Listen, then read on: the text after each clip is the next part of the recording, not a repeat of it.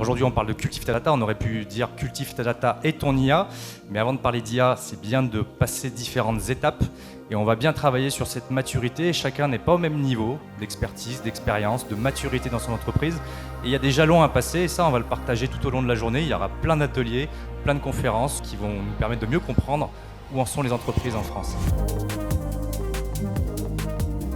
On essaye de trouver les bons outils, les bonnes approches et Cultive ta data est une belle journée pour moi pour essayer de m'enlever mes œillères et d'ouvrir un peu mes solutions.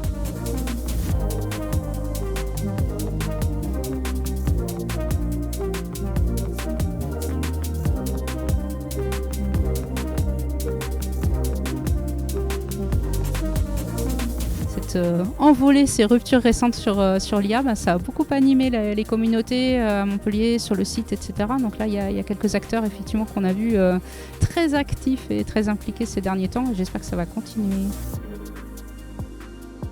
Encore une fois, on a une grosse partie de dirigeants et de décideurs. On a encore 50% de non-experts.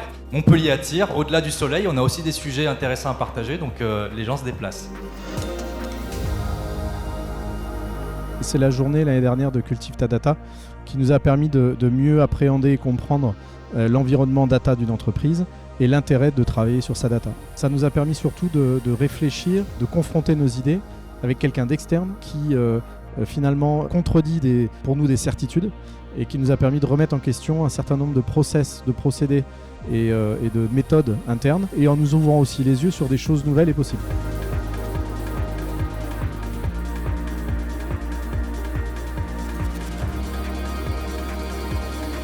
Comment ça se passe, le fait d'embarquer toute l'équipe dans le projet de data? C'est pas toujours facile, mais on y arrive. On a quand même quelques leviers, des arguments ultra positifs pour y arriver, et notamment la mise en place de référentiels.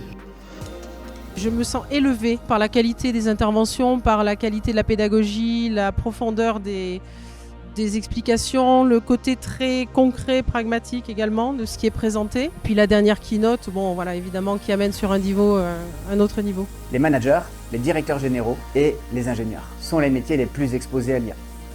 Et voilà comment la commande que me font les collègues des entreprises a changé. Avant, on me disait « aidez-nous à accompagner nos collaborateurs ».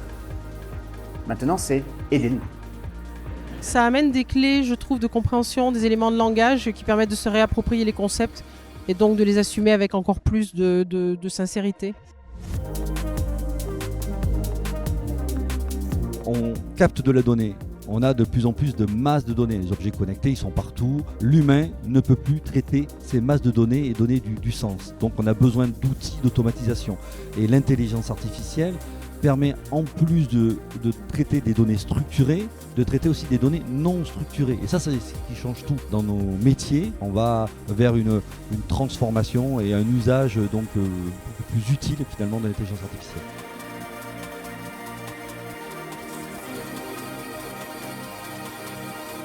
Ce qui est intéressant, c'est effectivement d'avoir un petit feedback sur toutes les nouvelles technos, d'échanger avec des sociétés qui proposent ces technos, mais aussi de rencontrer d'autres sociétés de l'écosystème montpelliérain, et d'échanger un petit peu, d'avoir leur retour d'expérience sur ce qu'ils font déjà, sur ce qu'ils ont mis en place, sur ce qui a marché, sur ce qui a été plutôt des fails. Ça permet de s'améliorer tout le temps.